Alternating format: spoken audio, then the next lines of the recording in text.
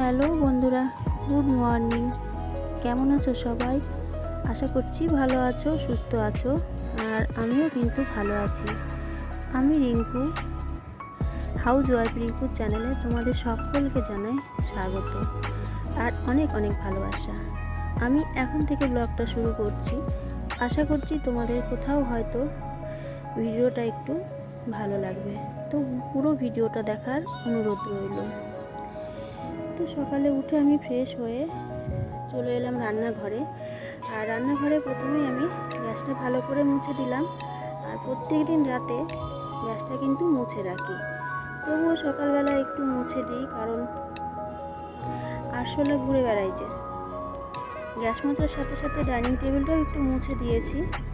তারপর নিজের জন্য এক কাপ চা বানিয়ে সকালের ভাতটাও বসিয়ে দিয়ে চলে এলাম ঘরটা গুছিয়ে নিতে। তো চলো জলদি ঘরটা গুছিয়ে নিই। আর ওইদিকে ভাত বসিয়ে দিয়ে এসেছি, ভাতটাও ততক্ষণে হতে থাক আর আমি আমার বিছানাটাও গুছিয়ে নিই। তো বেডশিটটা তুলে ভালো করে ঝেড়ে নিচ্ছি। কেন বলো তো? একটু তো নোংরা হয়। আর কি বলো তো, আমার ছেলে ঘুম থেকে ওঠার পর আমার বেডরুমে বিছানায় চলে আসে আর সারা দিন বিছানাতে ডলে ডলে নোংরা করে ফেলে। তো বেড কভারটা কদিন পর পাল্টে দেব, এখন থাক, এত তাড়াতাড়ি পাল্টালে হবে না, কারণ সেই তো আবার ও নোংরা দুদিনেই করে ফেলবে। আর জানো তো, আমার ছেলে শুধু ভাত খাওয়াটাই বিছানাতে করে না, তাছাড়া সব কিছু ওর বিছানাতেই হয়। সব কিছু ওকে এত বকা দিই, তাও কিন্তু শোনে না। বকা দিলে তাতে ওর কি? ও তো বকাগুলো শুনতেই পায় না, পাত্তাই দেয় না বকাকে। তো যাই হোক, বিছানাটা সুন্দরভাবে গুছিয়ে নিচ্ছি আর জানালাটাও একটু হালকাভাবে মুছে নিচ্ছি। জানো তো বন্ধুরা, ঘর বাড়ি অগোছালো থাকলে আমার একদমই ভালো লাগে না। আর আমি সব সময়ই কিন্তু চেষ্টা করে থাকি অগোছালো জিনিসগুলো সুন্দর করে গুছিয়ে রাখতে। আর এদিকে দেখো, আমি খাটটাও হালকাভাবে মুছে নিচ্ছি, কারণ খাটের এই ডিজাইনের ভাঁজে ভাঁজে কিন্তু ধুলো পড়েছে, তাই শুকনো কাপড় দিয়েই মুছছি। আর এই সমস্ত কাজগুলো গুছিয়ে রাখার দায়িত্ব তো আমারই, তাই না বলো? আর এই সংসারটা আমার তো গুছিয়ে রাখতেই হবে। আর জানো তো, আমার ছেলে মেয়েরা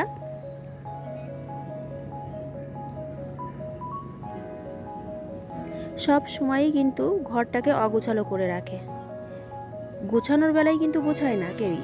জায়গার জিনিস জায়গায়ও রাখবে না, জায়গার জিনিস অন্য জায়গায় রাখবে, কিন্তু জায়গার জিনিস জায়গায় রাখবে না। তো সারাদিনই আমার চলতে থাকে এইসব কাজ। আর জানো তো, আমরা মেয়েরা রান্না বান্না ছাড়াও ঘর সাজাতে ভালোবাসি। ঘরটাকে কিভাবে সাজাবো, কিভাবে গোছাবো, আর কিভাবে সাজালে আরও একটু বেশি ভালো লাগবে, সব সময় কিন্তু এইগুলোই ভাবি। আর চেষ্টাও করে থাকি যে কি করলে আরও সুন্দর করে সাজানো যায়।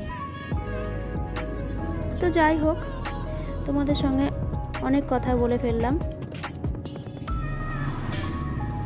তো কথা বলতে বলতে প্রায় আমার অনেকগুলো কাজই কিন্তু হয়ে গেছে। আর আমি তো ঘর গোছাতে, ঘর সাজাতে ভীষণই ভালোবাসি। তো চেষ্টা করি, জানি না সেরকমভাবে সাজিয়ে উঠতে পারি কিনা, গুছিয়ে উঠতে পারি কিনা, তোমাদের ভালো লাগে কিনা আমি জানি না, তবে চেষ্টা করি যাতে তোমাদের একটু ভালো লাগে, সেইভাবেই কিন্তু কাজগুলো করার চেষ্টা করি আমি। আর জানো তো, আমার কিন্তু দুটো ছেলে মেয়ে আছে। ওরা সারাদিনে একটুও তো অগোছালো করবেই, তাই না বলো? বাড়িতে ছেলে মেয়েরা থাকলে তো অগোছালো হবেই। আর এই কাজগুলো আমার একটা অভ্যাসে পরিণত হয়ে গেছে। আর এই কাজগুলো না করলেও কিন্তু আমার ভালো লাগে না।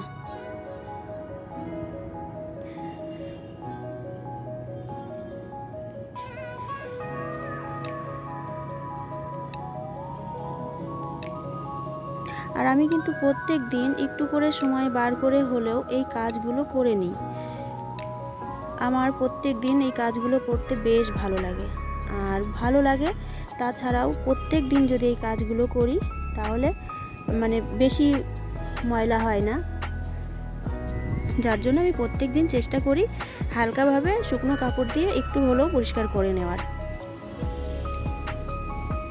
তো যাই হোক, একটু তাড়াতাড়ি কাজগুলো করে নিচ্ছি, কারণ দুপুরবেলায় আবার যে রান্নাটাও করে নিতে হবে, তাই সকালবেলাটা একটু কাজের তাড়াই থাকে। রোজ সকালবেলা কাজগুলো একটু তাড়াতাড়ি করেই করে থাকি আমি।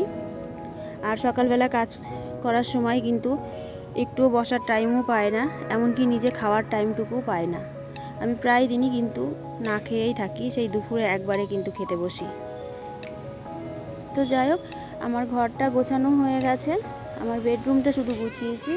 তো দেখো বন্ধুরা, আমার বেডরুমটা গুছিয়ে নিয়েছি। কেমন লাগছে তোমাদের কাছে? যদি বেডরুমটা গোছানো তোমাদের একটু ভালো লাগে তাহলে কমেন্ট করে জানিও। তো যাই হোক, সকালবেলা বসার টাইম থাকে না, খাওয়ারও টাইম থাকে না, তাই চেষ্টা করি যত তাড়াতাড়ি কাজগুলো করা যায় আর নিজে একটু নিজের মতো করে সময় কাটাতে পারি, তার জন্যে অনেকটাই তাড়াহুড়ো করে কাজগুলো সারার চেষ্টা করি।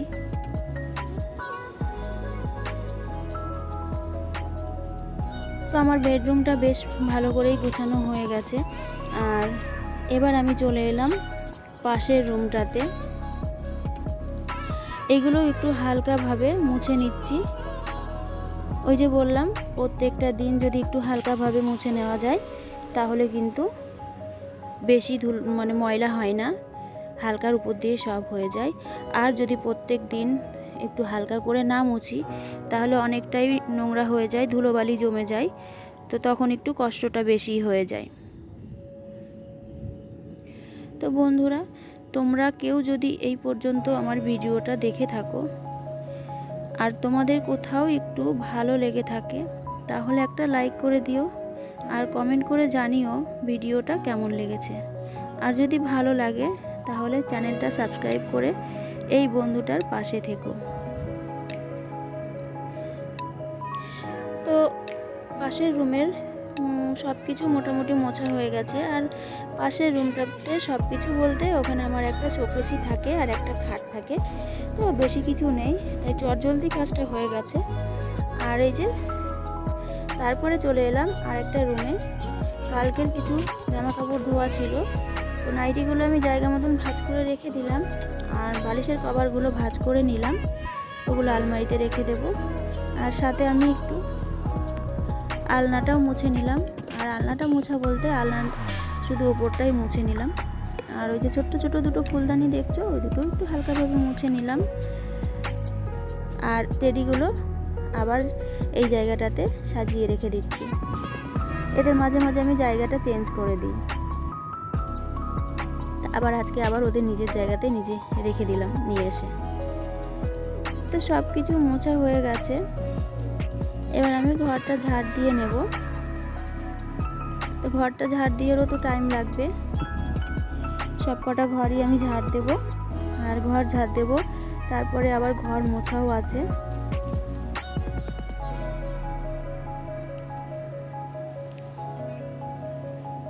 তো এইসব কাজগুলো কিন্তু খুব চটজলদি করছি আমি, কেন রান্না করার তাড়া আছে, রান্না করব। অনেক টাইম হয়ে গেছে, এখন বাজে প্রায় তাও 10টা তো হবেই, হ্যাঁ 10টা বেজে গেছে।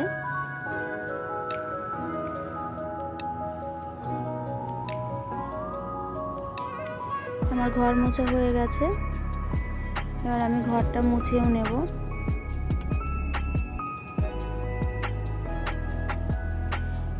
লাঠিটা না ছোট হয়ে গেছে, যার জন্য আমার এখন ঘর মুছতে খুব কষ্ট হয়, ভেঙে গেছে।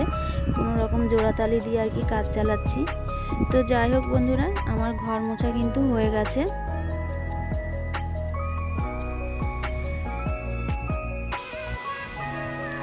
তো এদিকে ঘর মোছার কাজ কমপ্লিট করে আমি চলে এলাম রান্নাঘরে।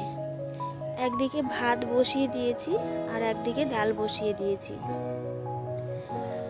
এবার সবজিগুলো কেটে নেব। ভাত ডালটা বসিয়ে দিয়ে এবার আমি সবজিগুলো কেটে নেব। আর ডালটা আমি আজকে ধনেপাতা টমেটো দিয়ে রান্না করব।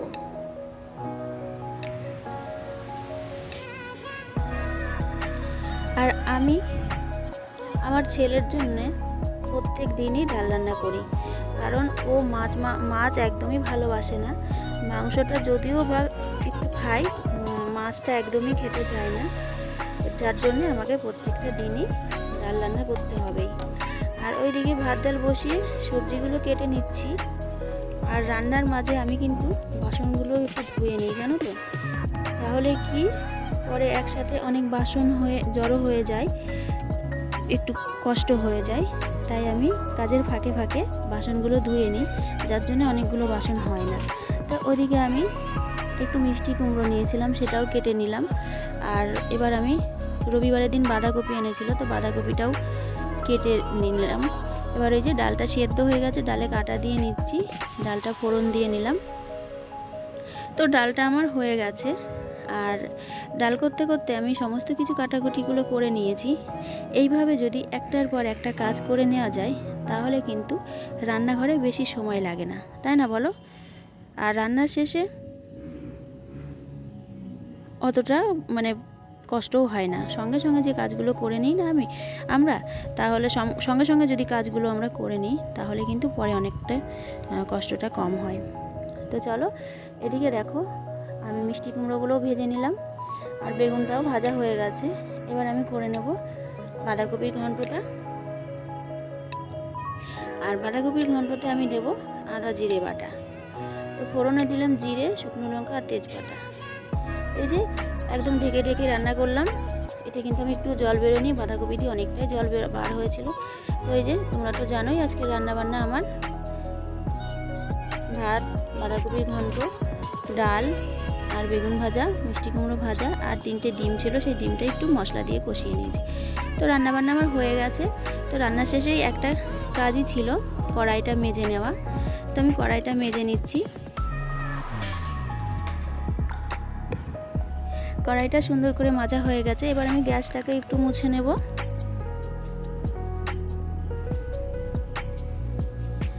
তো গ্যাসটা মুছে নিয়ে আমি যাব স্নান করতে। স্নান করে পুজো দেব, পুজো দিয়ে